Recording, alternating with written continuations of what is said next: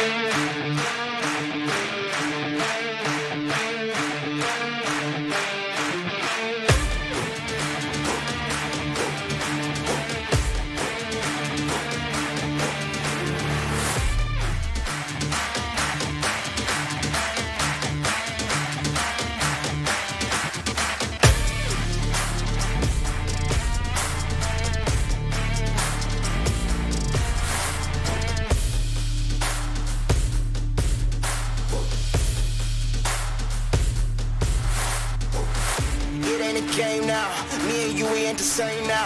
Lions coming out to play now. Opposition out the way now. Out of the way, you wasn't invited. Say you come to play, I dare you to try it. You don't wanna try me, then step up to my team. Yeah, out of the way, yeah, yeah. Out of the way, yeah, yeah. Out of the way.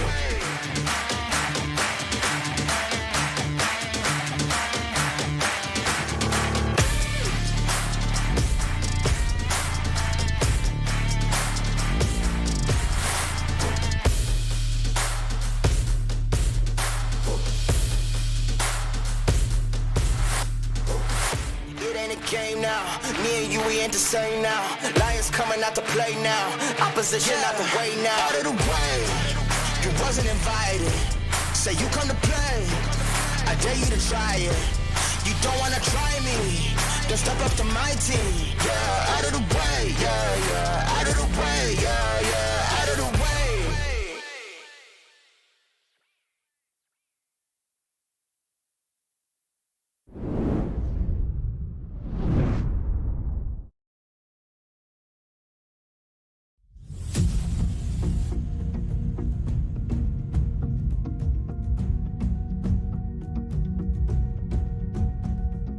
Live from iRacing's virtual Daytona International Speedway, we say good evening, sim racing fans, and welcome to the kickoff of the 2023 Real Sim Racing IceBreaker Winter Series.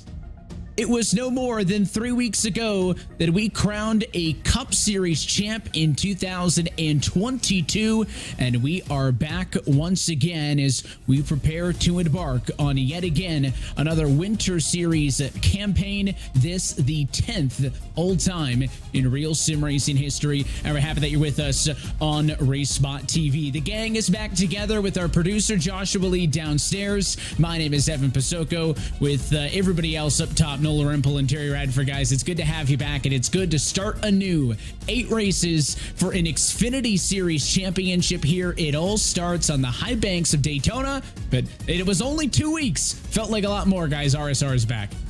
It really did. It felt like it had been over a month since we've last been here, and boy, does it ever feel good to be back at the World Center of Racing. And you know for a fact that these Xfinity cars at Daytona, how many times have we seen an absolutely barn burner of a race here? No better way to kick off a solid winter season.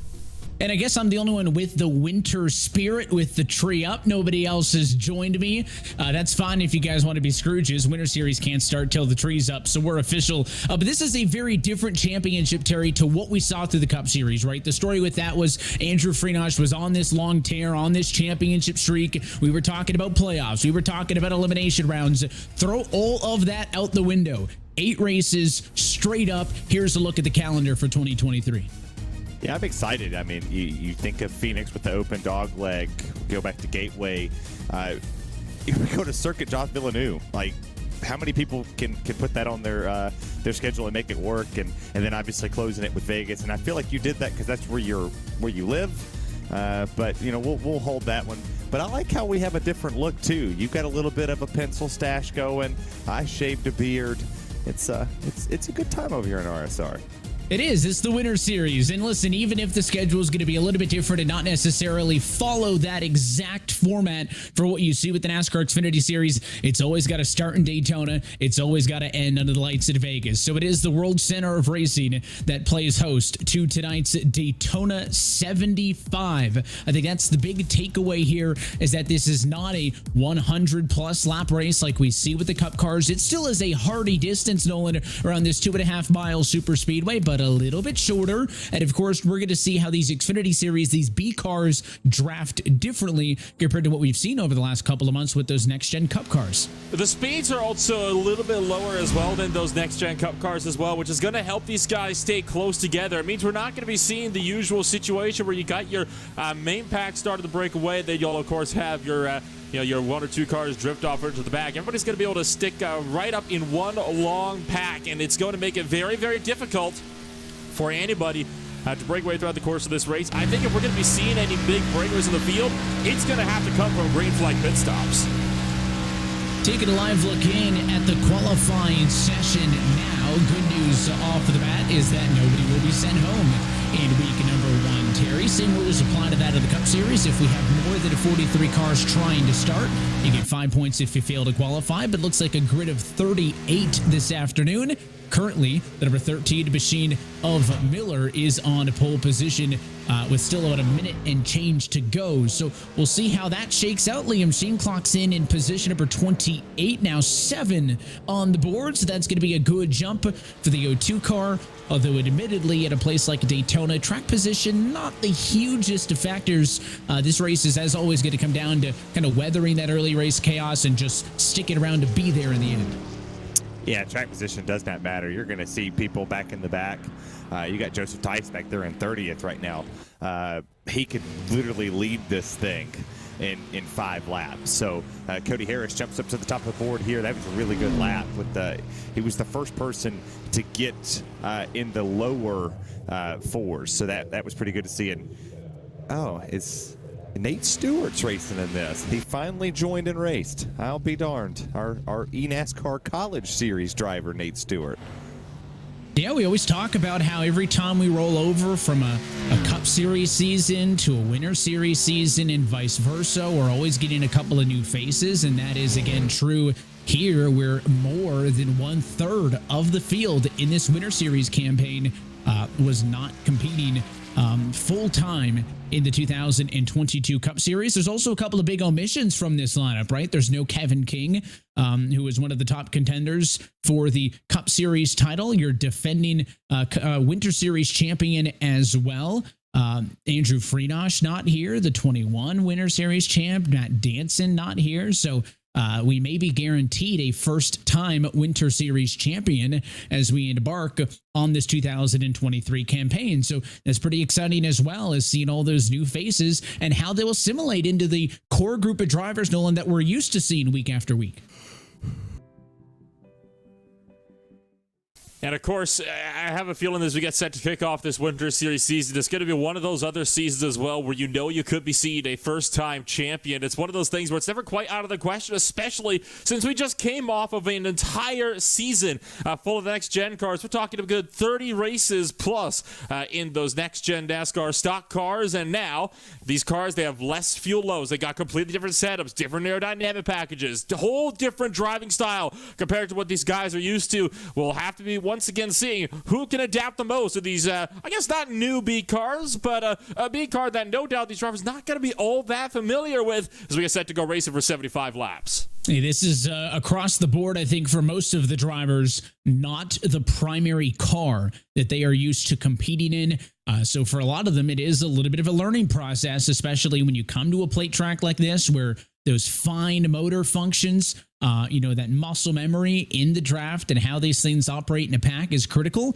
It's almost like, putting the training wheels back on as these guys try to learn these Xfinity Series cars. And we're going to see them get them dialed in over the course of this 8-race championship as we look forward to crowning another Winter Series title. Let's go trackside, though, and kick off the 2023 RealSimRacing IceBreaker Winter Series with a look at your RealSimRacing starting grid. Cody Harris is on pole position. The driver out of Zanesville, Ohio, will bring us to the green flying tonight alongside the number 51 Tube Tech Toyota of Tom Wetmore. Nate Stewart in his debut going to be alongside the Mara Motorsports number 23 of Matt Mara. Michael Araya will start in 5th. Jeremy Miller ends up P6 on the board. That's going to put the number 93 car of Zach Roethlisberger over there in the 7th position, with Agdale Phillip back in 8th. Josh Ball is sitting down in 9th, with Lautaro Lamperti down in 10th. Thomas George is in 11th, with Manazzi Major in 12th. You go back to 13th, you find James Ross and Kyle Trudell, Eric Papineau and Andrew Phipps. And then Mr. Flores in the 88, and Jaron Winemaster in 18th. And continuing on through back half of the field, Sam Nieto from Gallipolis, Ohio will start alongside Richard Woodruff, William Schmidt, and Liam Sheen. On row 11, it's Whitaker Grindle, your top 24. And that's going to put Sean Kalis 25th, with Cato in 26th. Corey Blevins, Mike Kuczynski, Joseph Tice, and Jason Stenny rounding out the top 30. Got the final puncher here. You got Paul Brigoli, Steve Tucker, Bradley Burke, Tom Morano, Chris Edwards, and Raleigh Grant Davis. Rounds up 36 people. And shotgun on the field at the back of it all, provisionals to Horn, Dunkelberger, and Durham will make up your grid of 39 cars. We take a look at your track conditions. One change Winter Series to Cup is that it is not actually a late November day here at Daytona International Speedway. The weather is default iRacing day, so it's much warmer, 72 degrees Fahrenheit, 104 degrees track temp. You can see it's mostly cloudy. You can also see all those clouds rolling in off of 1 and 2, so that should keep things a little bit cooler. And of course, tonight's race at 75 laps in distance, fixed setups, 4 additional sets of tires available to all the drivers down on pit road, and it is going to be, if necessary, up to 3 attempts at a green-white checker finish should we need it. As mentioned, though, we have been racing and competing for championships here in the RealSimRacing IceBreaker Winter Series since way back in 2014, when Chad Cole became the inaugural champion. We're going to hand out the 9th different drivers championship trophy here this season in 2023. And we're happy that you're here to kick it all off with us on RaceSpotTV. Pace car down and in. Harris from the front row in control as we say, let's go racing at Daytona.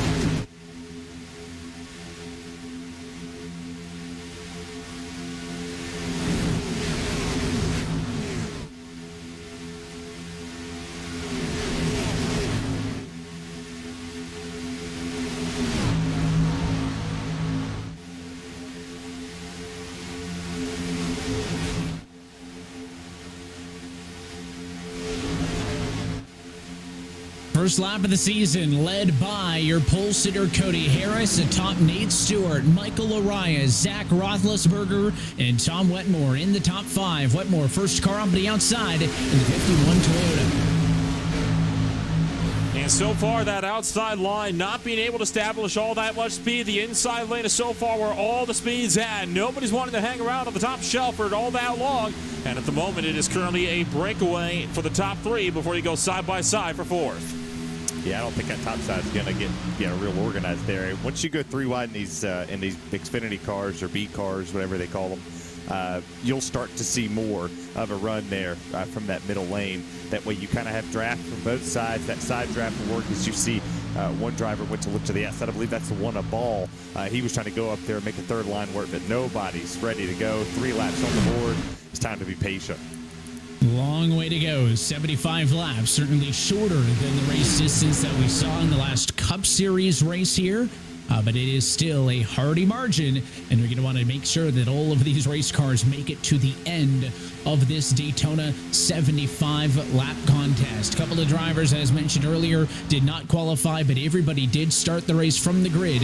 So it is a lead pack, 39 cars deep inside, still the advantage 2 apiece. You can see on the left-hand side of your screen on the RealSimRacing leaderboard, drivers will flash in red when they drop a spot. They'll go green when they gain. That thing's going to be lit up, I think, accordingly so, like a Christmas tree. In this race, going to be lots of passing throughout the night, but at least for the number 1 spot, Benal Cody Harris, he leads the opening 3.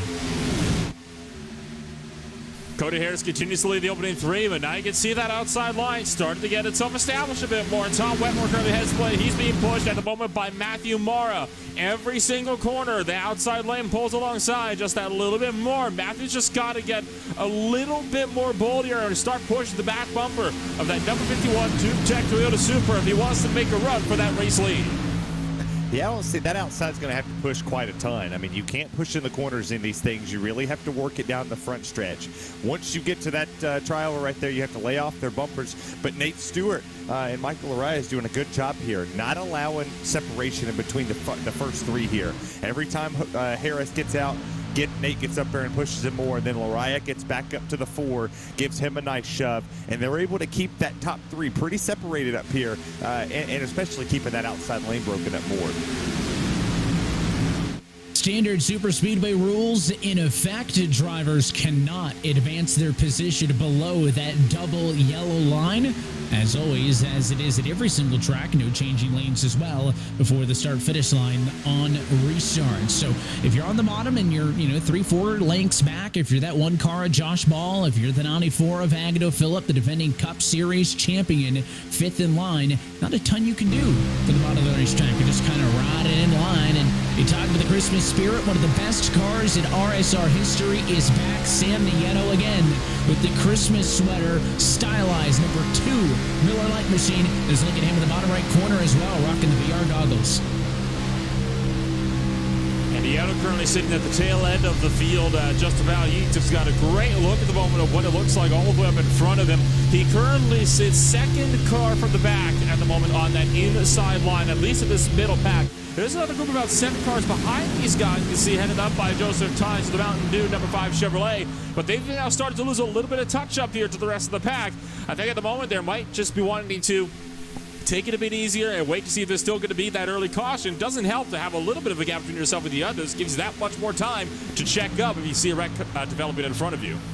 Well, and not only that, but you think of the super speedway plate style, whatever everybody wants to call them nowadays. There's 2 distinct styles that you're going to see. Obviously at Talladega you got more room to kind of figure life out. Well, here you don't. So you'll see the Denny Hamlin approach where drivers will jump to the back. You see drivers going on the top, drivers going below the yellow line. They want to get out of harm's way. It's getting too antsy. It's hot down here at Stephen Durham in the 100 machine, or the 10 machine, whatever number they want to show me. He's dropped to the back, but you don't want to put yourself in that position. You could either pull the Dale Jr. approach where you want to lead every lap, or go back there like what Denny Hamlin and them normally do. And both are really good Daytona plate racers. So it's kind of hard, Evan, to pick which one you want to do. It'd be a whole lot easier if one of those strategies was clearly the better one. Yeah. And I think that the great equalizer is that if there was no luck involved, I think we'd know better, right? But because sometimes there's that wreck up front, sometimes there isn't, that's what makes it so unpredictable. Ideally, you want to be up front and lead every single lap, but of course the reason you drop back is self-preservation, and you never know what kind of a race you're going to get. Already past the 1/10 distance marker in this race. Pretty good so far. The outside still got about a 5-car length disadvantage on the opening lap, but Wetmore and Co. have been chipping and chipping away all the way down to the point where the 51 is alongside the 4 and 8 Stewart in a battle for second spot. Wetmore P2 at the stripe, still trying to challenge Harris, though, who's led every single lap as the 51 now pulls alongside, aided by a push from the 13 of Jeremy Miller. Side by side for the race lead, just about as we thunder down the back straightaway for lap number 9. Now we can see Wetmore starting to wriggle around a little bit.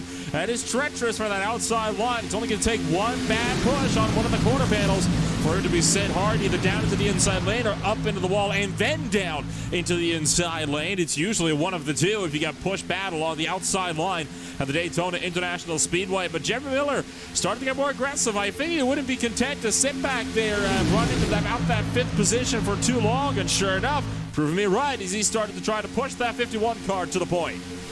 Yeah, but that's heads-up driving, too, from that 13. The fact that he got to the back bumper of the 51, which is now a Toyota, and luckily they tweeted at me and told me it was a Toyota, or I damn sure would have called it a Chevy at some point in time tonight. But when you get that push, you'll get this push. You're on board right here with Jeremy Miller, so watch it. You see how the car is moving around, how the leader in front of him is starting to sway. That's not just because he's not holding a steady wheel. That's going to come with he has to go side draft. He has to get back up. He has to allow that run and that forward momentum to go. And then Jeremy Miller has to hit right here. If he wants to get a run, going through the tri-oval, quick bump real quick. There he goes. He's back, lifts a little bit. Then out of the tri-oval, you're going to side draft him, and then he's going to shoot him down into turn 1 and try to get to the quarter panel of the 28 by the time they exit 2.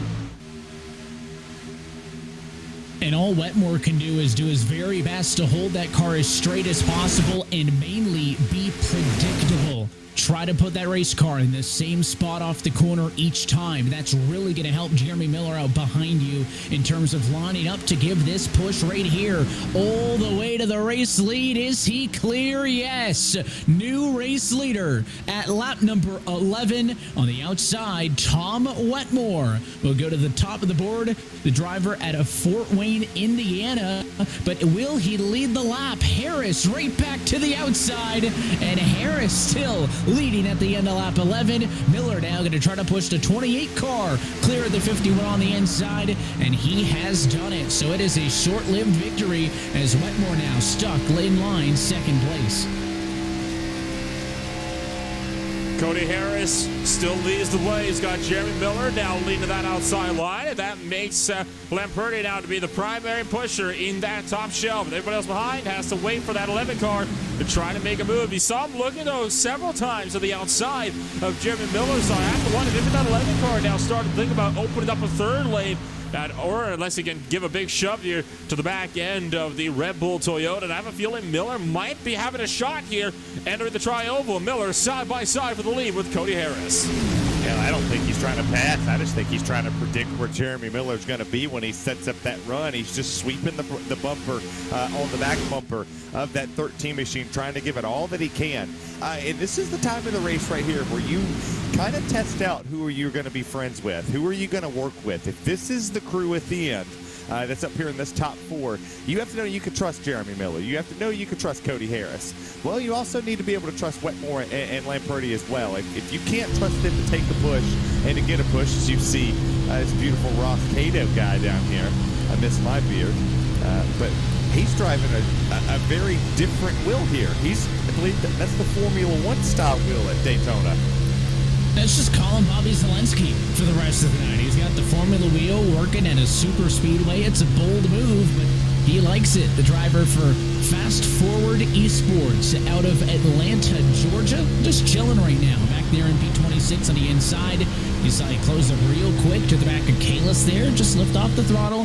He's hanging out, and he's on the bottom because he does not want to be caught out by anything, right? He's staying low for the purpose of if something happens up the road, he's got that inside line as an escape road. And now seeing that the 79, the 43, a little bit slow, he feels like I can probably take a couple of positions here. But he's still hanging at the back, trying to be conservative. Up front, Wetmore still P2, but he's clear to the outside and right on cue. He goes up top, and now he's going to want to get the push from Miller. So can Jeremy Miller push Wetmore back to the top spot? He's going to be clear in this side-by-side fight. Now clear of the inside, and Wetmore drops down again in front of Harris. Can he lead the lap, though, this time? Doesn't look like Miller will be able to do it unless Tom Wetmore messes up on the inside line. I think mess up he might have done as he gets pushed down, just straddling the double yellow line. That's going to stack up the inside lane. There goes Jeremy Miller pushing ahead to the race lead as they enter turn number 3, but he still has to lead the way at the line. And Lamberti not pushing him through 3 and 4. It's typically an unwise move to push the pusher, but it means they're not going to get a good run off the corner either. I think it might just be Tom Wetmore to lead lap number 15, and in fact, it will be. Miller has to wait that a little bit longer. That was a pretty bold move, I would say. The fact that he was getting a push from Jeremy Miller while he was trying to complete the clear to get in front of Cody Harris, and you don't see that often work. You know, you normally don't get a push and then instantly turn down the racetrack unless you're, going into the wall. But that was some heads-up driving from everybody in the front to do, hey, it's too early. We don't have to do this. We can check up. And for the drivers who were 3rd, 4th, 5th in line down here, that was a good checkup. Without stacking this field up and separating them into 3 or 4 separate packs, that was really, really good. But man, we're 17 laps in, Evan, and nobody's went flipping across the front stretch yet. Well, now it's naturally going to happen before we get back to the stripe. So thanks for that. But 16 is a good number if this is where it ends. I mean, there's that mix, as we discussed earlier, new drivers, returning drivers, people continuing for the Cup Series, all kind of feeling each other out. It's like that first day of school, nervous energy. Nobody really knows, aside from your teammates, and all the big names are back. Extreme Performance Motorsports is back. Flat Out Esports, both Keep It Real Esports fielding teams number 1 and 2. I mean, those, coalitions are still strong. But where do those other new names fit into that mix, right? I think that's the key thing to look for here. And, Liam Sheen, somebody who wants to find a home. He has no official team affiliation. The driver at Paddock Lake, Wisconsin. He is way in the back, taking it easy in the Splash & Good Graphics Toyota Supra. So maybe that's why things have been calm-ish. We've seen 3 different race leaders so far, with now 17 laps down of 75. Let's look back up front to race leader Tom Wetmore. Wetmore so far is like just about every single lap of the drop of the green flag tonight. Cody Harris trying to change that. Oh, look out. We're all going to get all sorts of crossed up. Jeremy Miller to the middle line. A couple of cars diving down below the apron. They're crashing behind them. And this might be a caution flag. It's a huge wreck down to the turn number 3. There's at least 8 cars collected, and somehow no caution for the big one off of turn number 2, off of turn number 2 down the backstretch. And now the caution flies late. My bad. There it is. It took 2 laps, not 1, but there it is. That's my bad. So Terry Radford claims responsibility for the yellow. I'll out 18. Terry, that's going to be an EOL. Well, you lose your speaking turn, I guess, for a couple of segments there. You see that huge mess. Somehow it did not trigger the automatic caution from the service, but of course any incident that involves 3 or more cars will trigger a manual yellow from the tower. And you can see it started up front, right? They were getting out of shape, but really the issue's further back, where the checkup just kind of stacked and accordioned up, and Morano got punted into the outside wall. He came back down, and it took at least a dozen cars. Yeah, that was I think the big problem. This all started from that mess where Jimmer Miller kind of bumped the back into Cody Harris and scared the inside line. You're right for Arcado now as he got a big piece of this. But as I'm saying, you had that initial contact from, that's what started all this up. The massive checkup, though, stemmed further and further back in the order until finally somebody couldn't slow down enough. That driver was Bradley Burke, who sent it into the back of Tom Morano with nowhere to go. From there, he slid down, collected the 25 of Andrew Pips and San Mieto, and, well, it was just on from there. My EOL over. Yeah, we'll let it slide as they head to pit road. Is it going to be wholesale service? Tom Wetmore pretty decisive that he wants to come down pit road, and you see behind looks like almost everybody is going to join him. James Ross does not pit, but almost every single other car is going to be in. Certainly for fuel, tires could be the question. They got plenty of sets. Let's see if they want any. I'd throw tires on. I mean, it's hot, slick. You saw that kind of, the way it looked to me is it kind of looked like a massive checkup because somebody pushed somebody the wrong way. And once these tires do get a little slippery and a little hot and wore out, just the smallest of air is going to take these Xfinity cars and move them around. So it looks to me that Josh Ball in the one machine was a fuel-only stop. Everybody else behind him, maybe Agnell Phillip just took fuel, but it looks like 4 tires on pretty much the most of this field. Maybe Jaron Weinmaster took fuel, but I personally don't take tires at plate tracks. But then again, you know, I race open setups. We build the setup to not need anything but, you know, fuel.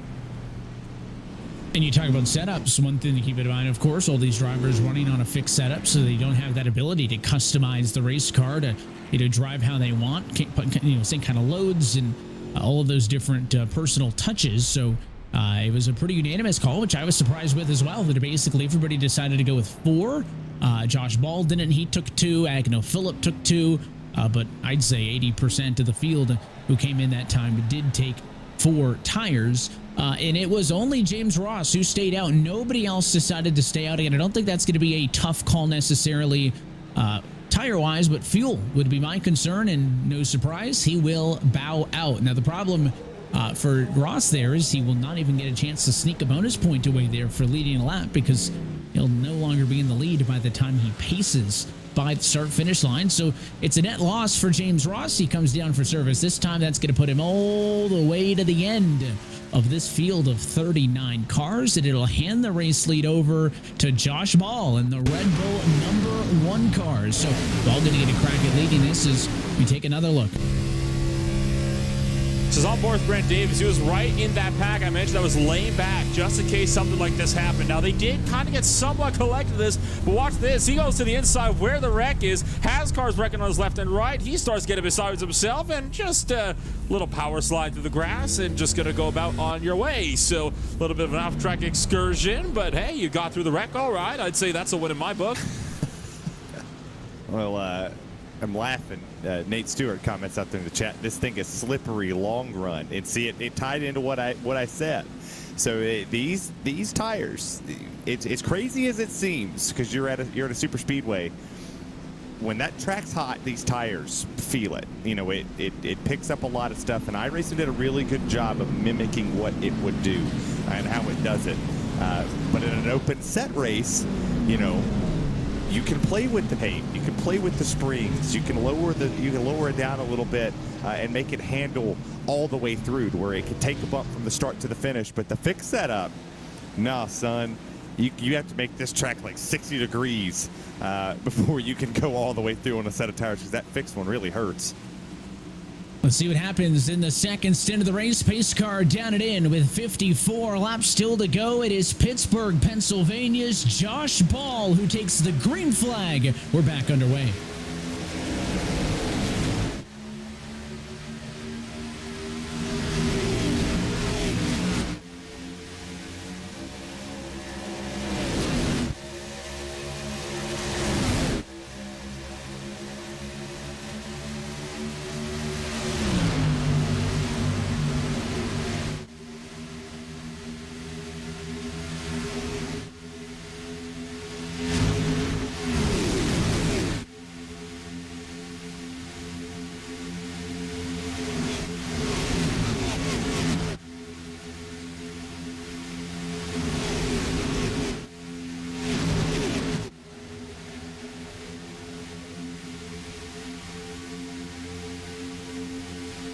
It did not take long for the 51 of Tom Wetmore to go right back to the race lead courtesy of an assist from Nate Stewart, who's now in second.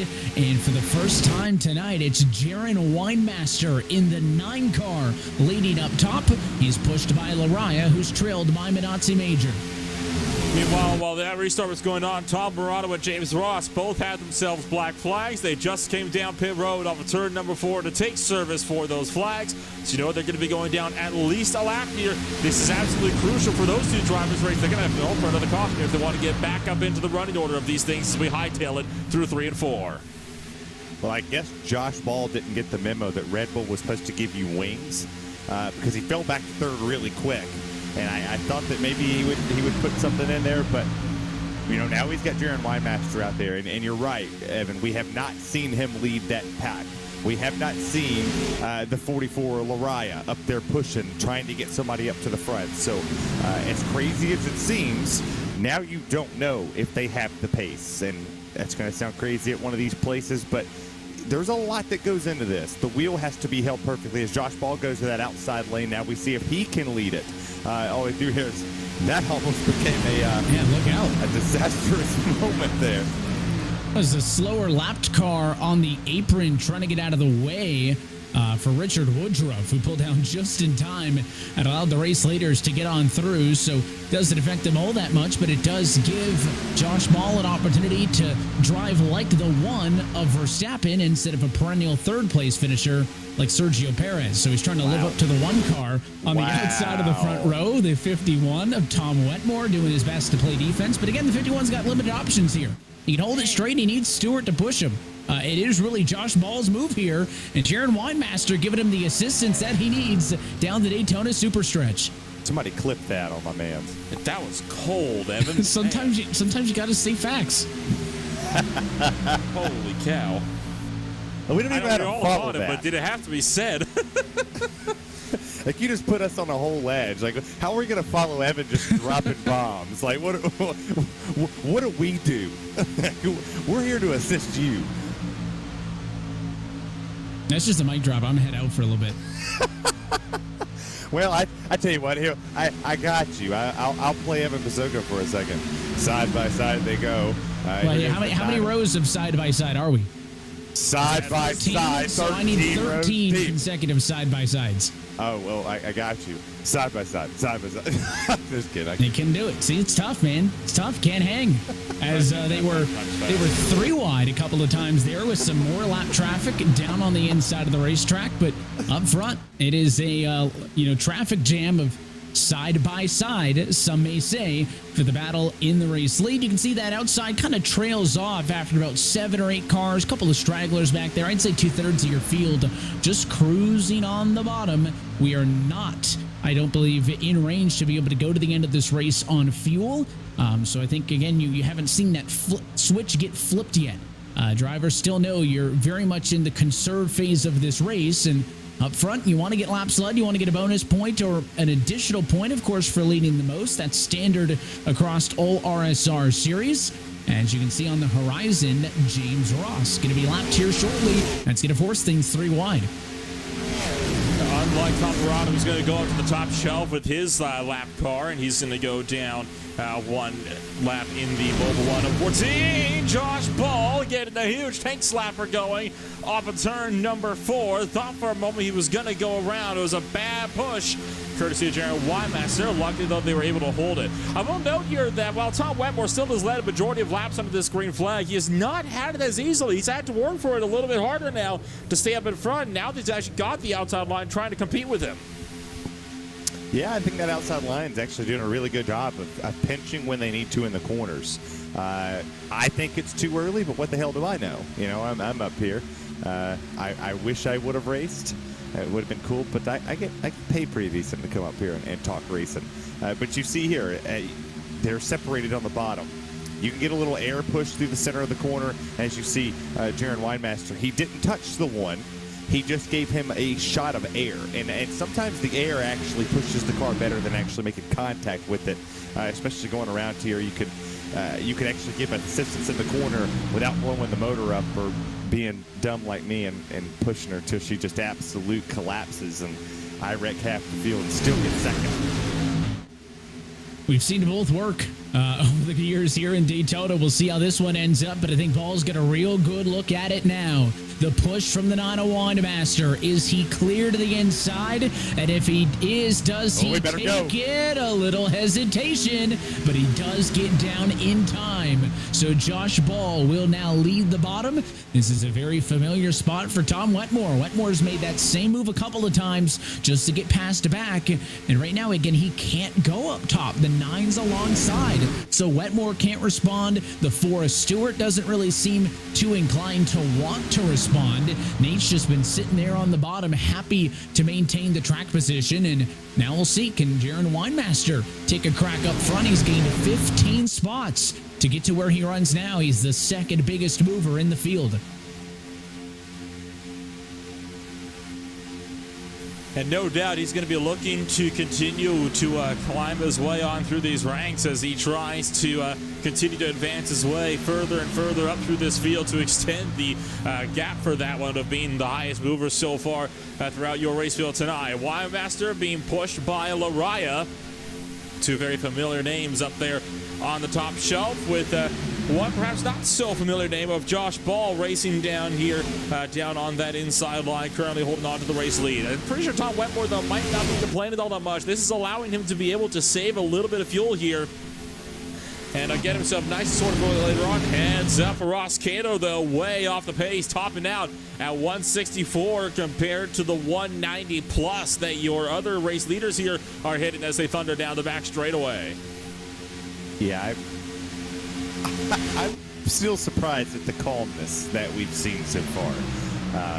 I'm not going to jinx it again, but normally when you add a different ingredient to something, it's either going to be good or bad. You know, if you're trying to make chocolate chip cookies and you say, well, I want to put something ignorant in there, like, I don't know, mayonnaise, and try to do something to make an egg, to substitute for an egg, it might suck. You don't know. But you put a lot of new drivers in here. I mean, there's a ton of people that are brand new to RSR and racing for the first time here, and it's turned out really good. I mean, one big wreck, and other than that, we've just been able to go side by side the entire time, and I know that's putting a really good smile on your face, Evan. Anytime we're side by side, I sleep happy at night. And I think it's one thing worth noting, the fact that, you know, we do have some new drivers who come into the series, and you know, they may have not competed in RSR competition before, but to that point, you know, these are old drivers who at the same time compete at top levels elsewhere on the surface, right? You referenced Nate Stewart a little bit earlier, driving in the eNASCAR College iRacing Series. There's also license restrictions where you must have at least a B-level license on the service to race here, as we'll go 3 wide with the lap number 27 car of Richard Woodruff going another lap down. So of the 39 cars in the field tonight, 37 of them have A-class licenses, 2 of them have B-class licenses, and the 2 drivers with the B licenses are drivers who have competed in a RSR competition for quite some time. So again, maybe new to a Monday night here on RaceSpotTV, new to some of the other drivers that are racing around, but they have competed at some of the top levels in official and league and special event ranks throughout the service, and that's why they look like they are comfortable, because again, you might have some of those little bit of jitters, but once you're driving the race car, it's like riding a bike, right? I made the reference of putting the training wheels back on that same bike earlier. It does not take long for these drivers to pick those things back up, and it is still early, right? Just about to close in on the halfway point in this race, so you know, once things get real and we're actually on the home stretch within the final pit stop to the end of the race, then we'll see just how well this field gels. But right now, it looks like everybody on the same page, more than not, and that is that they all agree, listen, we got to get to the end of the race. It's a season opener. We all want to score points here. It's not worth taking out the cars, you know, before we're 50, 60 laps into this. Yeah, and I like that point you actually just brought up, at the fact that it's early, right? It's early. They really have not pushed each other. And the experience comes into factor. Right, I like that you alluded to the licenses. I'm glad that's a common knowledge now for the fans at home. But they don't know how far they can push that one driver.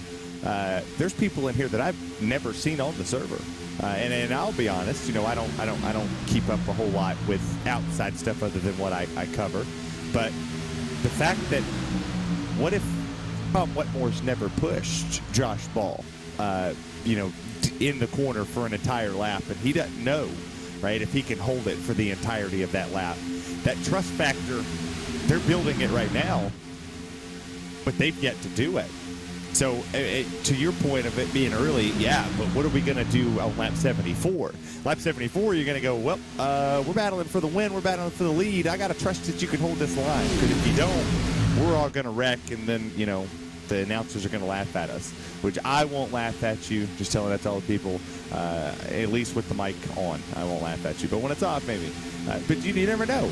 There is a ton of talent here in RSR. And I'll say this last season, I'll say it again. This is one of the most competitive and highly skilled leagues on iRacing, period. And if you haven't watched or raced in it, go do it. And especially during the Black Friday deals. A couple more days left. So be a part of iRacing. Yeah, 50% off. Not a bad deal. Shameless plugs, Evan. Yeah, iRacing.com/membership, where every day is race day. Right? It's the line, and look out, the 95 into the outside wall, and he came down, tagged Manazzi Major. That was a hold your breath moment as the field went 3 wide around lap traffic. Sometimes it can be uneventful. That time it was not, and a near wreck avoided there, as it was Major who took the shot but kept on going. No yellow, and this race stays green. To that point, though, on drivers knowing each other, maybe outside of RSR, there's also an element of people who don't know each other at all, right? We continue to talk about the international appeal of RealSimRacing, and specifically, 3 different regions outside of the United States represented in this icebreaker class. Jaron Wademaster from north of the border in Canada, always used to seeing the number 9 machine competing here. He's been around for some time, the driver out of Canada, but it's more than just that, right? You got Harry Grindle driving the number 70 car this year. He's from Manchester, United Kingdom. And then we have a new duo joining us representing Yuncos Racing Esports out of Buenos Aires, right? The 11 car is somebody to watch for. That's Latoro Lamperti, and then Nano Flores as well. Both of those drivers representing the Hispano-America Club, racing here in RSR for the first time. So great to see all of that international draw here with us on a Monday night. It has so far been an absolutely incredible turnout we've got. I mean, you mentioned, of course, that it is big on the international scene, and I'm so glad that we're getting more nations represented here in the RealSimRacing Winter Series field. Hopefully we'll be seeing some of those moving on up to the Full Throttle Cup Series over in the coming weeks as well. Would love to see some new faces on the grid for 2023. I think it's no doubt we're going to be seeing a lot of new faces when you consider some of the field size we had towards the end of this past season. And so far it has been a phenomenal turnout. 39 cars for your first race in the 8-week Winter Series season. And I have a feeling we're going to be seeing, I would honestly say, at least 10 of these guys that we haven't seen so far in the Cup Series making that trip up. I mean, it sure would be nice. I mean, it's good to see new people show up in races. And speaking of new people, Nate Stewart jumped up to the outside, and we've got 2 new guys, 2 newbies with Ball and Stewart up there on the outside lane, trying to control this race. And then we have some veterans back there behind them with Winemaster and Wetmore. So a lot of difference of style. You've seen some aggressive up front so far. Cody Harris did not want to lose the lead. Tom Wetmore didn't want to lose the lead. And now we're starting to see the 4 get a little bit more aggressive. The 1 got a little bit aggressive. When is somebody like Manazzi Major back there, or a Agnel Phillip, or our defending champion in the Cup Series, as green flag pit stops are happening, and there's a lot of smoke back there where they're having to lock them up. We knew the drivers weren't going to be able to get all the way to the end, and that was a clear strategy play as Phillip, Nieto, Blevins, Sheen, Tice, Edwards, and Davis all down. And it was that Liam Sheen having to put the race car in reverse to get back into the stall. Fuel only for those drivers as they race off of pit road. First car off in that group will be Agnel Phillip.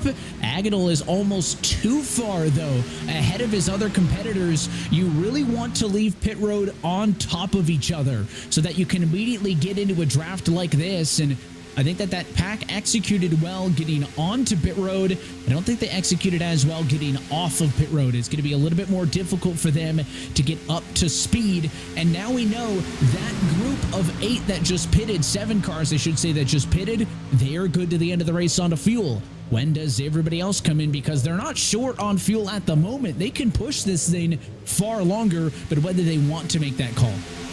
Tell you what, Liam Sheen had a very wild pit entry. You mentioned a lot of smoke in the back there, Terry. It was all from Liam Sheen, who locked the right front down, and that car was bobbling left and right the entire way it was on the brakes. And then he had to scramble into some pit stalls to go face him to avoid Chris Edwards, who nearly clipped him as he was turning in for one of his early pit stalls. So that, again, is one of the hazards of pitting in a bit of traffic like this. You don't quite know who's going to be at the front of the pit stalls and who's not going to be, and that is a risky move, and one that I don't know if I would have taken. You can see Chris Edwards making his trip down to pit road, but I would say that's very premature considering nobody went with him. He's not going to have any help on pit exit here.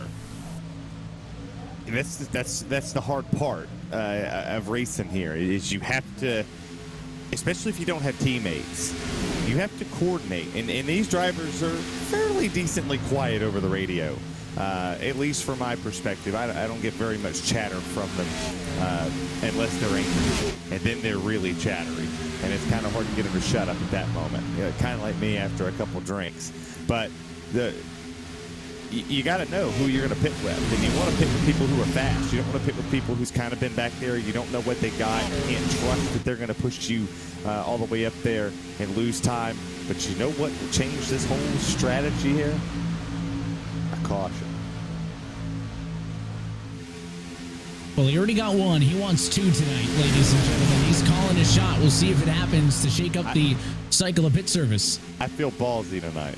Apparently, you saw Corey Blevins dropping it back on the outside. That was Corey getting lapped, so Blevins will drop back. He is one of the drivers who had just pitted, so that's part of this whole lead pack getting kind of swallowed up by the race leaders and those guys who pitted kind of being, integrated into this group. So you're going to see some battles for position that aren't actually for position as these drivers try to shake things out, but not a lot of urgency by the rest of the field to rush to pit road. Top 25 cars have still yet to pit. Here's going to be another tight moment. The 27 up on the outside of Woodruff, 3 wide. He gets into the fence, and they're going to be able to get on by. Anytime that happens in the corner, you get a little bit nervous. It's super easy to park 3 cars wide on the banking in Daytona. Much more difficult to do it at 170 miles an hour.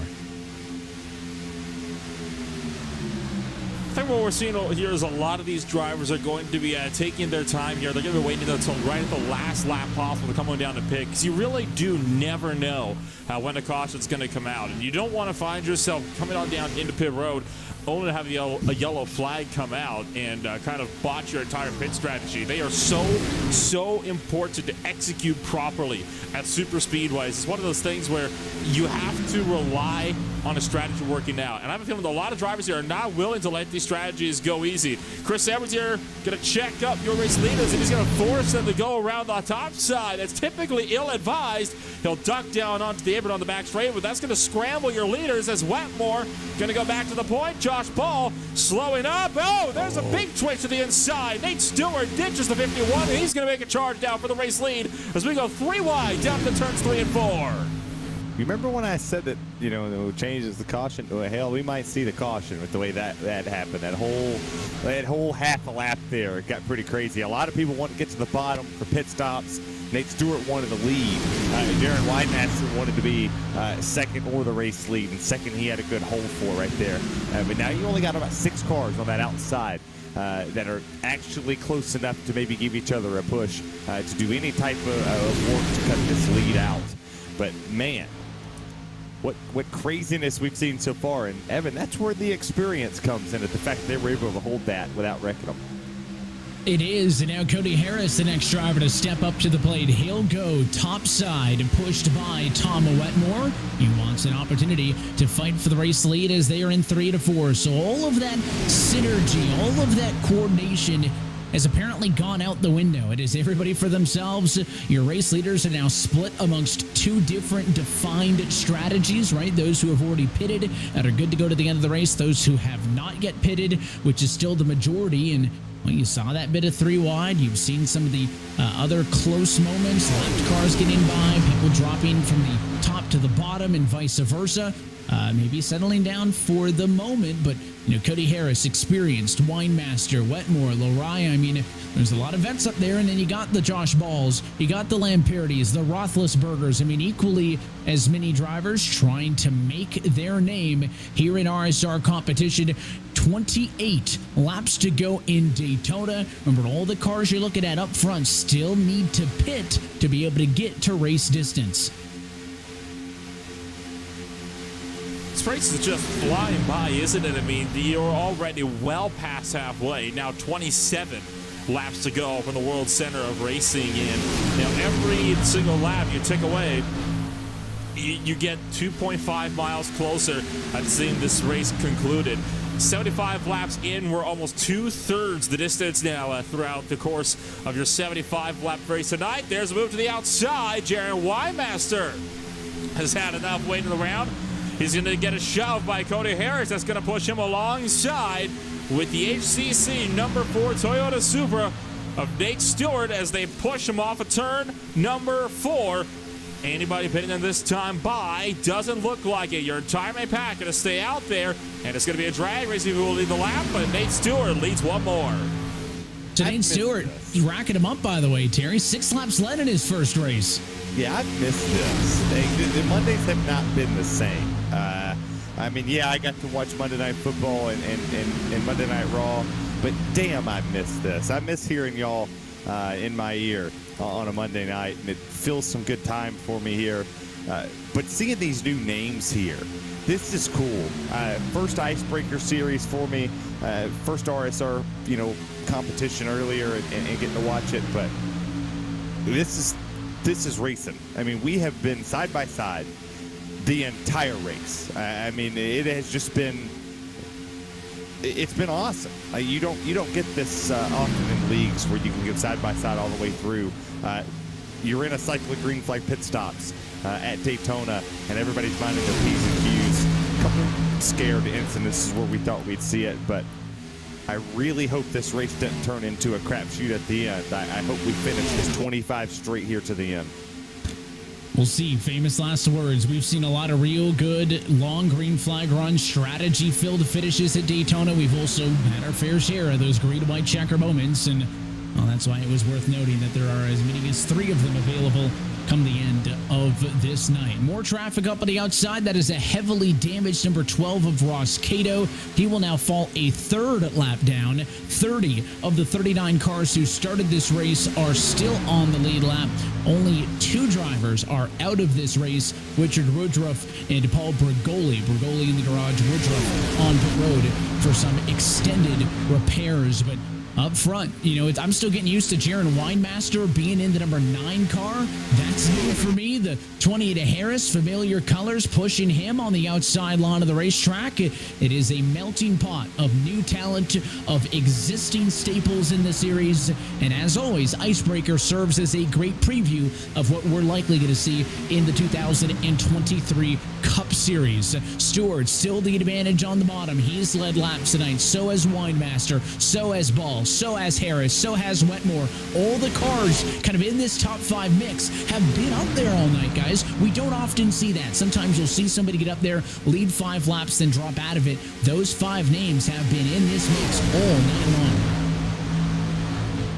And they're looking set to remain in this mix all the way up until the drop of this checkered flag. Once again, though, it was all going to come down to pit stops. Who's going to be able to execute the strategy right when we get down to that critical point? Super speedway races are won and lost on pit road.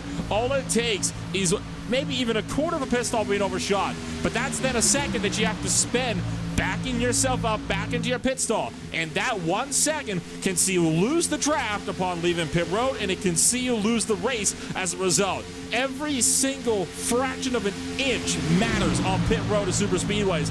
It's one of those things we always say. At speedway races, you can afford to make small mistakes like that every once in a while. You cannot afford to do that ever on plate tracks. If there's ever a race where your pit road game has to be on point, it is always at Daytona and Talladega. We've already seen how some drivers have botched that earlier today. Liam Sheen was able to kind of save the fact that he misses pit stall by making up over a second when he went in with such a sketchy pit entry. Not every driver's going to be so lucky, though. Yeah, I mean, you're absolutely right. You have to come down with the right people. Then you have to get off the pit road. You know, there's more to it than just nailing that pit stop and nailing the entry. You have to get off the pit road perfect, too. And on old tires, because you're not changing tires under the green flag. You're going to come off the pit road with really hot, slick tires. And then, by the way, you just screeched them all the way down to get down to the to 55 miles an hour on the pit road. And then you gunned them to get off. And so now when you're coming through that little, the 3 and 4, or 1 and 2 to get back onto get onto the track, it's gonna hurt. I mean, they're on 35 laps on their tires, but then when you come off, you have to do what Agnell Phillip and them are doing here. You need to run in a line, single file it out, get pushes, and actually push each other. It has to go one push, bam, and then every time you start to battle through here, you have to continuously turn faster laps, and then you have to look at your lap times. There's a lot that goes into this plate race and stuff that most people don't pay attention to. And you saw that quick glimpse back at that other pack of the cars who had already pitted and those who did not get swallowed up by the lead pack, right? Some certainly did. Blevins was one of them. Burke's been swallowed up. Edwards a lap down even further back. But that group of 5 cars, Phillip, Sheen, Tice, Davis, Nieto, hoping that they could win this race by flying under the radar. And what they want is for this lead pack to fight a little bit, right? If they're all coordinated and no one's trying to pass anybody, nobody's throwing blocks, no one's pushing too hard, and they're just riding, this lead pack with more cars will be faster than that group of 5. However, the way they run now, that's not good for that second group of 5, right? Everyone's calm. They're running about 47.4s. That second pack led by Agnell Phillip at the 47.8 range. So they are losing almost a half a second every single lap. So the fact that this lead pack hasn't yet pitted is actually working in their favor, Nolan, because they're getting further and further ahead with each passing lap if they can keep this up.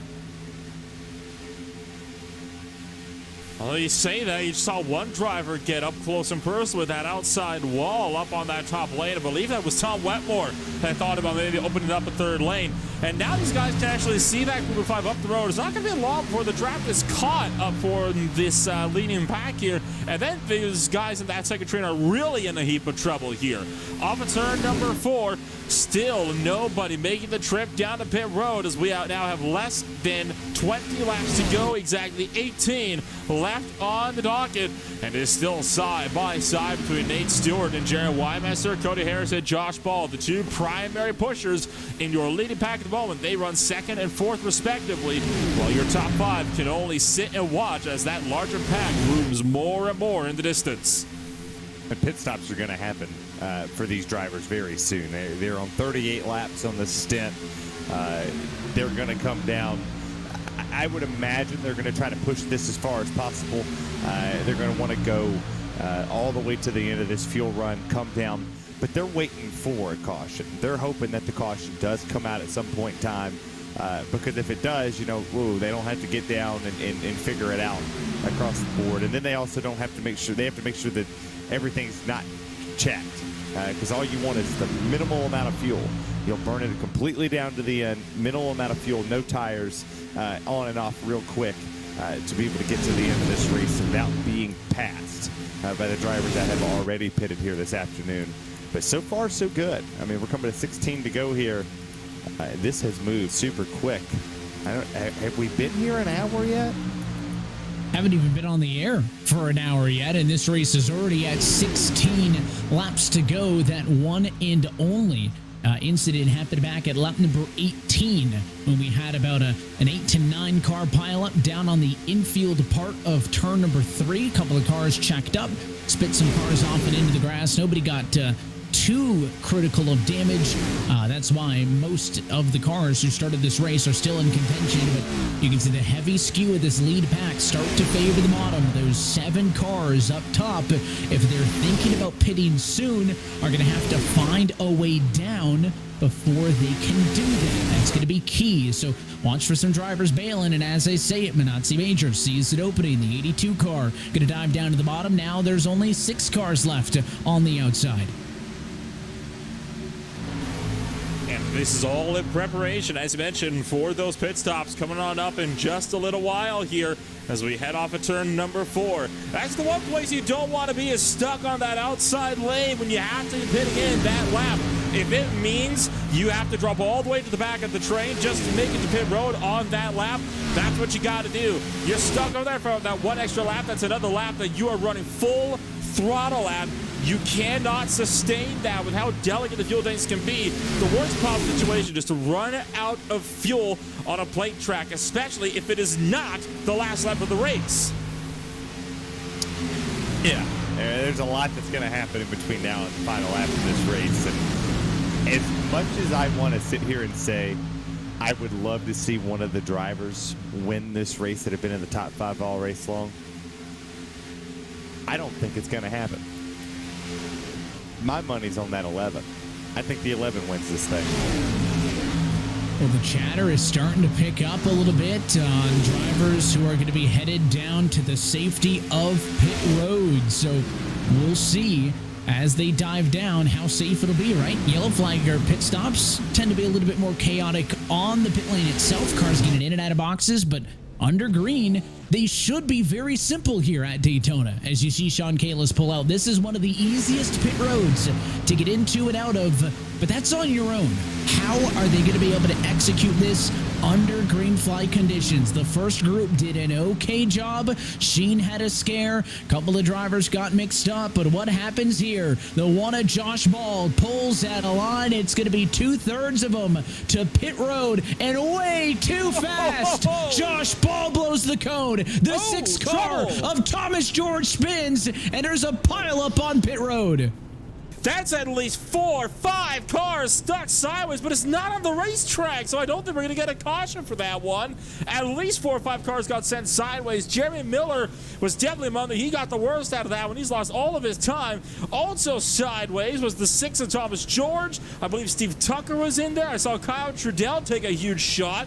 And it looked to me like the 93 and potentially the 82 all got involved. Maybe Matthew Marr as well. There's a look at the replay. It's just a roadblock. There's nowhere you can go. Yeah, you jinxed that one. I'm blaming you. It is easy to get down pit road, but your coordination has to be like the flying Jays, where you get out there and you're having to go in formations across the board. You're having to do something different. Well, you have to tell somebody, hey, you go to the wall, you go to the middle, you go here, you go to the grass, and you have to stagger each other out based off of where your pit stall is. So if you're Cody Harris, you know you need to go to the grass because he was the first pit stall because he was the pole sitter. He go to the grass. So if you're second, you need to go a 1/4 inch off of him, and you guys need to stagger it that way to where you're not just running over each other. And then you can line yourself up down pit road. But that was something. I don't think I've seen a pit road pile up like that ever. If I have, it's been a long time.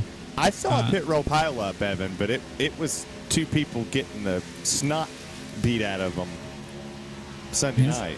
Sounds like a personal problem. I haven't seen a group therapy issue like that in some time where there was at least 6 drivers affected by that one. And again, we talked about how good the lead pack was doing, right? They stayed out. They were making up time on the cars that had pitted previously. Everything was seemingly going in their favor. And then all of a sudden, it's just a disaster of a pit stop, and that possible gain limited a little bit, right? Everybody in that first group who pitted basically loses time.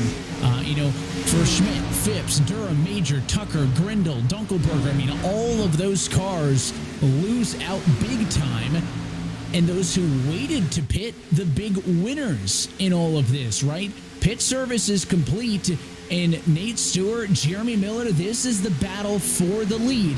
They are ahead of the Agnell Phillip group that pitted some 24 laps ago, and they are ahead of all of their colleagues who wanted it up on pit road 5 laps ago. So this is the pack of cars. They're going to fight this thing out for the race win, and all of that seeming coordination, all of that patience, you can throw it out the window.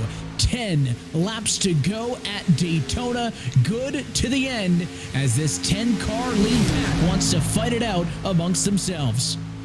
And very crucially, there are no lap cars in this pack. How many times over the course of super speedway racing history have we seen a lap car get caught up and stay right at the front end of the pack to try to stay on the lead lap and a gamble that a caution will come out, he can get his lap back and have it just absolutely ruin a good fight for the win? Not today. All 11 cars you see up here are all in one large pack, and these guys are definitely going to be working hard to do battle with one another to see who's going to come out on top of this one. The only lap car, Josh Ball, who got a speeding penalty when he entered pit road after he logged all 4 tires down, but he's going to go to the high side and let them all through. Interesting note is that the 88 of Flores and Tom Wetmore have damage. They got into each other coming off the pit road. Wetmore was trying to wait, it looked like, for the rest of the pack to come off of the pits. Went right in the back of him. It just, I guess, wasn't catching the difference of speed and plowed the rear end of the 51 Toyota. So now both have damage. One's going to get affected more than the other. I think the 88, if he pulls out and tries to take the lead, he's going to have a hard time getting there because it's going to just push him back all the way through. But for the 51, pushing him's going to be a bit of a challenge as well because you can't square up too much with something that looks like a big old arrow.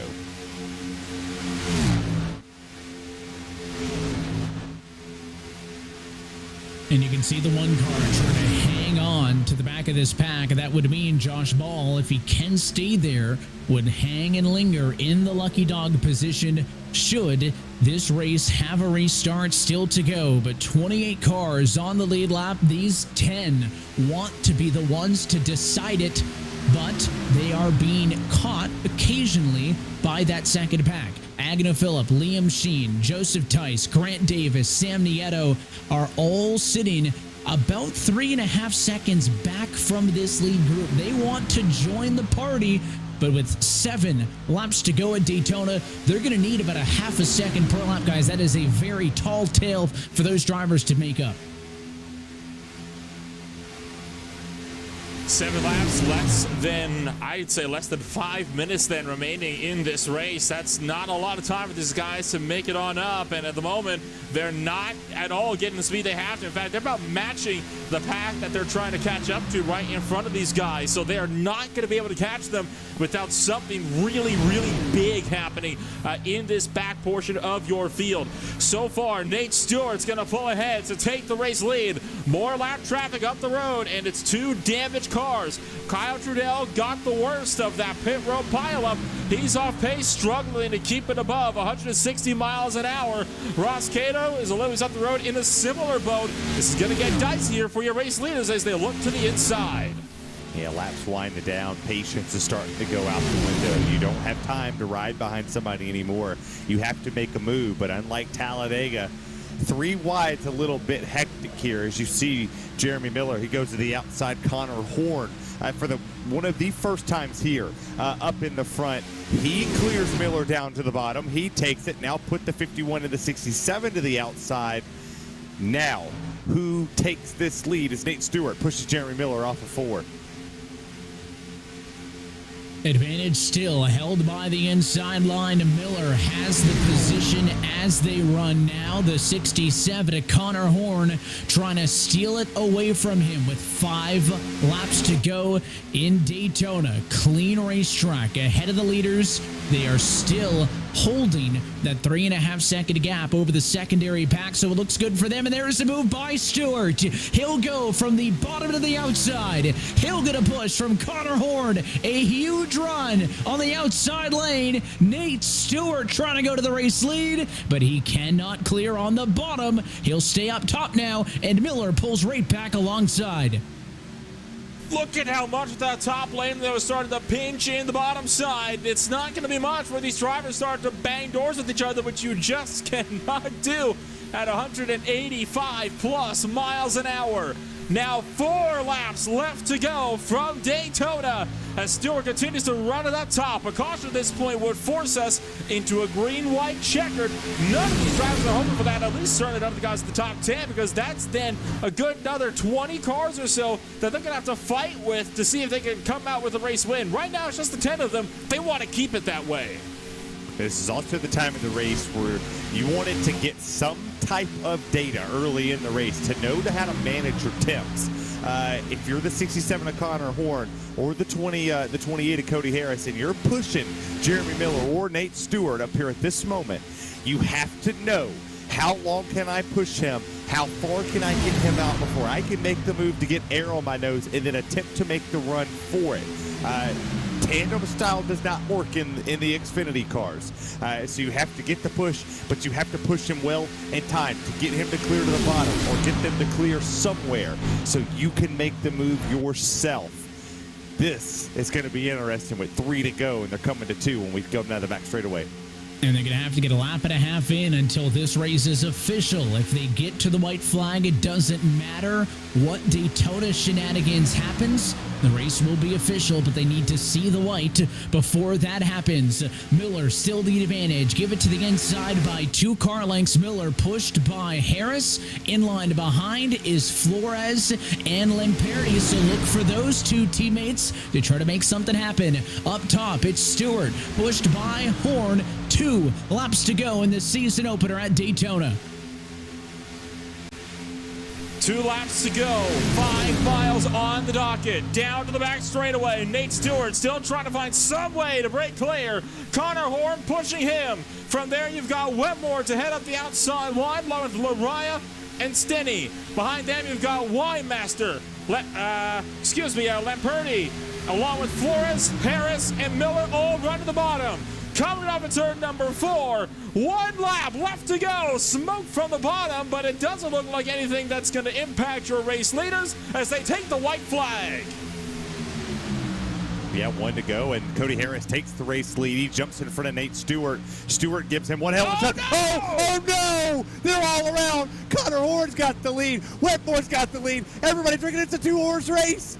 Miller comes up into the field. He'll take more cars with him as Flores barrel rolls in turn number 2. 2 cars to fight for the win. Wetmore leads Horn. Horn to the outside. This is going to be the longest drag race for the win you've seen in Daytona. Winemaster watches on from 3rd, but it is 2 cars. No drafting help. Final time off of 4. Horn going to use that banking. He'll have the speed advantage. Wetmore tries to squeeze side by side to the finish, and on the outside, Connor Horn by 4 1/1000ths of a second wins the IceBreaker season opener in Daytona.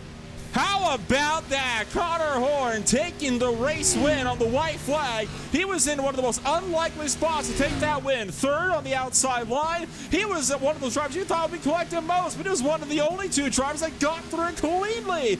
Here's the replay coming to the line. Wetmore tried to scramble down and just missed out. I think if he had ducked down onto the apron, we're talking maybe about a 1/10 of a second earlier, he might have gotten that race win, as there's the victory. What in the hell? And it was nowhere near that close, by the way, off of 4, right? I mean, Horn had the run, Terry. It looked like it was done. And then Wetmore pinched him a little bit, tried to take a bit of air off the car, and then dove low, and that was way closer than I thought it was going to be. I can't believe that. That was wild. I mean, look, yeah, we'll see the wreck here. It's, Nate Stewart gets the bump on Cody Harris, and the rest is history from there. Jeremy Miller comes back up the track and touches the 88 here, Flores, and then everybody else. I mean, everybody else is flipping. 3 cars upside down. Everybody down here is just straight. Oh, my gosh. Oh, wow. That's fun. Look at that. Harris got bulldozed. I mean, I thought Wetmore had him here. Wetmore's got the damage. So that's tricky for him. Horn goes to the outside, and then they kind of stall out, right, when they're next to each other. Neither driver's got any drafting help. You know the 67's get to get a run off of the corner. Look how much faster Horn is when they come off of turn 4. I mean, that's 3-4 miles an hour difference. He's almost clear of Wetmore till right there. Goes up just a little bit, initiates contact, dives low, and maybe by half a foot, maybe half a foot was the difference maker. 4 1,000ths of a second. Connor Horn is your race winner today at the Daytona International Speedway. And for all of the new blood who came in, Horn and Wetmore, some RSR vets, fought it out amongst themselves. Let's take a look at your RSR full race results tonight from iRacing's virtual Daytona International Speedway. It was Connor Horn who takes home the checkered flag atop Tom Wetmore and Jaron Weidemaster in third. We'll do our best to get a word with all of those drivers in just a moment. Cup Series champion Agno Phillips slides into a sneaky P4 ahead of Jason Stenny, and then it's Whitaker, Schmidt, Loraya, Grindle, and Dunkelberger, your top 10. Coming on down to 11th place, it is Nahun Flores with Corey Blevins in 12th, Liam Sheen 3rd, Thomas George's 4th with Stephen Durham in 15th place. Grant Davis, Jeremy Miller, Lautaro Lamperti, Andrew Phipps, and Steve Tucker round out the top 20 here, Terry. Here we go over to 21st with Minachi Major, Sam Nieto, Cody Harris, Nate Stewart, all the people who led up front for the majority of this race. Tice, Ball, Roethlisberger, Kyle Trudell, Matt Morris, Sean Kalist will round out your 30 car, or 30 so far. And the drivers who may want to forget this one, in the bottom quarter of the field, Chris Edwards, Eric Papineau, Ross Cato, they were at least in the race when it was done. Same cannot be said for Mike Kuczynski, James Ross, Bradley Burke, Tom Morano, Richard Woodruff, and Paul Brigoli. Those drivers will DNF. And that's a look top to bottom of your 39 car full field results from Daytona. Well, let's go down to that famous victory lane and talk with the driver of the 67 machine. Connor Horn is your race winner in the RealSimRacing IceBreaker Winter Series season opener. Connor, 4 1,000ths of a second, and it was the only lap of the race that you led. Just tell us about the ending first. I guess that's a theme of mine. I lead races for one lap and win. I think the last one I won was in Vegas, at the very beginning of the RSR season, and I only led one lap. It was pretty crazy. I didn't want Cody to get in front of Nate because I felt like that was my chance at the win out the window. I was battling temp issues. I don't know if it was because of my damage or what, but my water temp kept blinking, and I wasn't risking blowing up, so I had to lift at bad times. I tried to get back to Nate out of 4, but Cody got up in front. So I figured final lap, I got to shove Nate. And I knew I was going to shove him a little too hard, so I wasn't on him through a trial, and it looks like he hooked Cody. And luckily, they all went to the bottom, and then there was a secondary wreck after that. And then it was just me and Tom to the end. So at that point, I figured, what the heck, if he gives me the top, I'm going to take the top so I can get side draft. So he gave me the top down the back, and I knew not to side draft him until out of 4, so that's what I did. I let him get ahead just to the point where I could get to his quarter panel. So I side drafted him out of 4. Luckily got him at the line, as close as I thought it would be. I didn't take my damage into account, but side drafted him at a good time. It was a heck of a finish. You start this race back in 37th, no qualifying time. It's something we talked about early in the broadcast, the two different mentalities. Do you go out there and try to lead every lap? Do you try to conserve the race car? We know how you won it. How'd you keep the car in contention just to be in position at the end, especially through that final cycle of pit stops? I was running at the back probably until 50. I didn't see the first initial incident into 3 in time, so I got maybe 10 seconds of damage there, repaired it. Didn't hurt me in the draft, really. So just hanging back until I felt like I needed to get more track position for the final pit stop. I knew we were only going to need 10 laps worth of fuel, so me and Steve gained a few positions there, and that was really key. I got to thank Steve for that, because I don't know if I would have had the track position in the final 10 laps that I did without that. So got some spots from him, took minimal amount of fuel. I probably could have taken less, but I took what I needed in case we had green-white checkers. And Jeremy had also, appreciate him. I wouldn't have been in a position I was in without him either. He went to the outside of Cody before we caught up to Nate, because Nate got such a big jump, and that was huge as well, because with Tom and a few others about to catch us, who are already making their pit stops, they would have blown right by us on the outside. So it was a really heads-up move for Jeremy to clog the lanes. And obviously, and after that, it was just a run to the finish, see who can shove who. And I was battling my temps, but able to get through it in the end somehow. Not the first time you've won a Winter Series race. You found victory lane in this series before, back last season at the race at Lucas Oil Raceway, but it's the third different Winter Series we've seen you compete in. You've won the season opener, so are we going to see a full campaign out of you and fight for the championship this year? Might as well try to. I'll make the races I can. I can't guarantee I make all of them because I'm going to be trying to move to another apartment soon, but I'll try to make every Monday I can, since being, like you said, I won the first race, so it goes a big way towards the rest of this Winter Series, and hope I can make it out to them. I spot for a friend of mine, Adam Cabot, in another league on Monday night, so I'm going to try to spot him best I can and maybe dip to do these races, because I do like running the Xfinity car. It's a challenge completely different from the Cup car now, and I find them fun to drive, but I usually don't have a lot of fun at super speedways, but got me one tonight, so that's pretty cool. It's always fun when it ends in victory lane. Connor, we'll let you get out of here, but again, congratulations on the win and best of luck. We hope to see the 67 again next week. Thank you. Appreciate you guys in the booth. It's your race winner tonight from the Daytona International Speedway. Connor Horn will leave Daytona Beach as the points leader, winning this season opener. Flip side of that coin, Nolan Rempel, is Tom Wetmore, 4/1000ths of a second away from the win. It's a great result. Your trackside with him. Tom Wetmore, 4/1000ths of a second, and you had the lead on that final lap, but boy, did it ever come down close. You just barely avoided that last lap skirmish between Cody Harris and Nate Stewart. Why don't you walk us through what that looked like from your perspective there?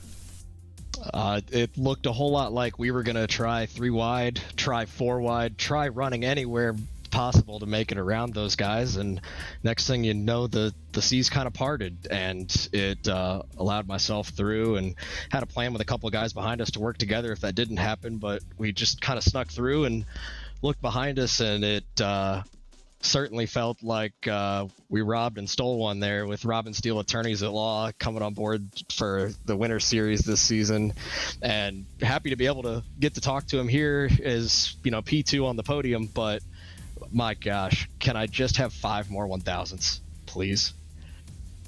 Honestly, you may very well have had it. I mean, Connor Horn made that move entering turn number 3. He had the momentum off of 4, but you decided to take that momentum from the banking of the tri-oval to shoot it back down low. You almost had him. We were talking about it earlier. If you had maybe just that half a bumper, that would have done it for you.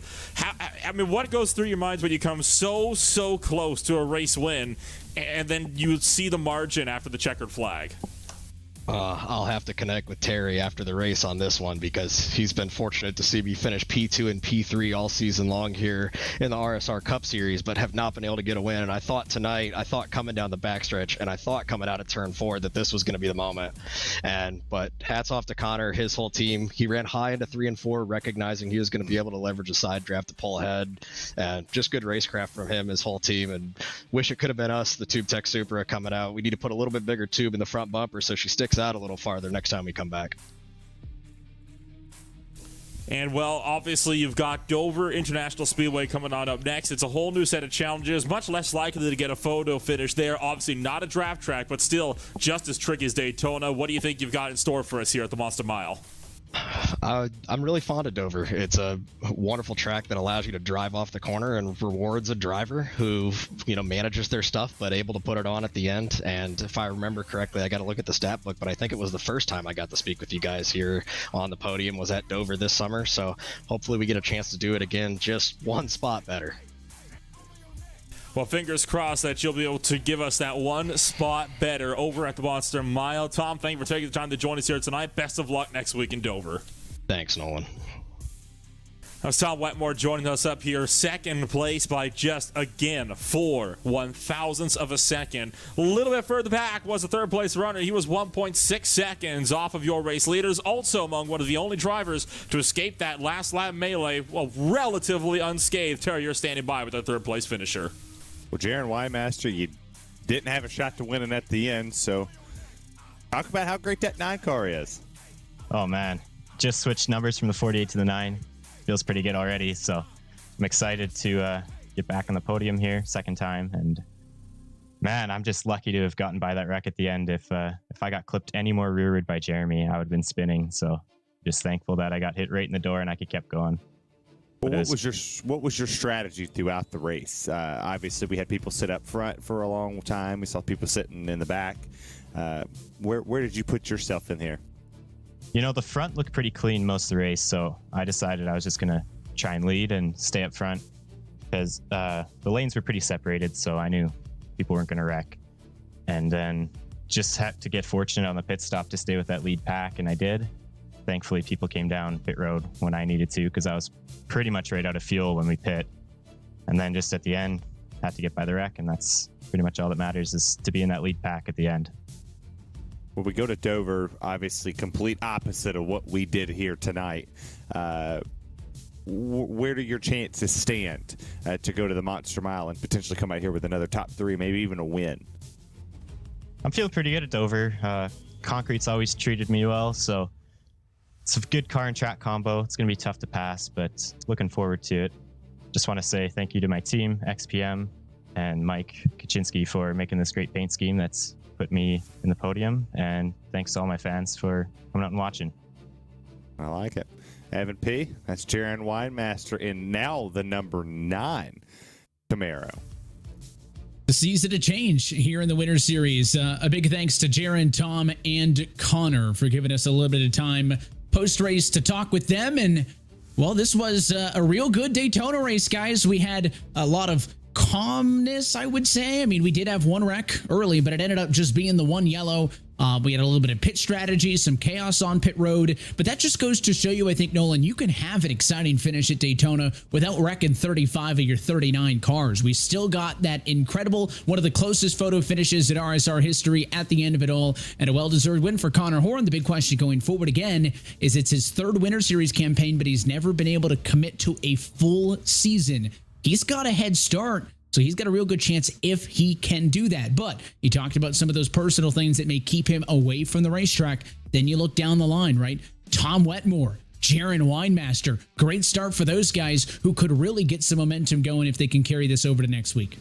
Oh, absolutely, and I think that's going to be very, very crucial to take the momentum that you get from Daytona and bring it on over to the Monster Mile. But that's the big problem, isn't it? Dover is such a unique track, just like Daytona is, but it's unique in a whole set of other ways. It is a self-cleaning racetrack. It's banked all the way around. It's 1 mile of pure concrete ovals, and you know that these drivers are going to struggle with it. We're going to be seeing crashes. We're going to be seeing drivers hitting the walls left and right. We're going to be seeing, everybody dodging left, right, front, and center just to try to stay on the racetrack as opposed to trying to actually fight it out with each other like we do at Daytona. That's just the nature of Dover. They are about as far separated of 2 different racetracks as you could possibly get. So this is really going to be the test as to who can master both types. It really is. And, Tara, we're going to see some racetracks that we don't always get to see in the Cup Series, right? I mean, you're going to Dover. That one's a staple, but, we're going to go to New Hampshire a little bit later on as well. We talked about some of the unique road course challenges as well. In the last couple of years, this has been a 10-week season. It's only 8. So you rewind some of those past Winter Series campaigns, rewind them 2 rounds from the finale, we were still developing who was going to be in that championship fight. So knocking those 2 rounds off the calendar and tightening this schedule up means that you have to have more sense of urgency than ever before. Just told the word right out of my head when you were talking. Yeah, it makes you have to go out there and work harder. It made you think that Daytona was not just I can throw it away. I got 9 more weeks. No, you needed Daytona. You needed points here if you were gunning for a championship. And it's going to separate you. You might be scratching your head in Vegas and be like, man, where could I have found 5 more points? Oh, yeah, I shouldn't have made that block, or I shouldn't have made this run when I shouldn't have made the run. But ain't it good to be back? We're on a triple screen. Feels like we never left and feels like we were gone for too long at the same time. Forever. Exactly. We're back. We're back. Couple more left in 2022, and then we roll over to the New Year side of the calendar. But until next time, that is it for us here tonight from Daytona. On behalf of our entire team at RealSimRacing, RaceSpotTV, and your broadcast crew tonight. For our producer downstairs, Joshua Lee, for Terry Radford, Nolan Rempel, and myself, Evan Pasoko, I want to thank you for tuning in and congratulate Connor Horn as the season opening winner here at the World Center of Racing. This championship will roll on. Round number 2 coming your way next Monday, December the 5th, from iRacing's virtual Dover Motor Speedway. That race and every race of the 2023 Real Sim Racing IceBreaker Winter Series can be found exclusively here on RaceSpotTV. Till next time, good night from Daytona.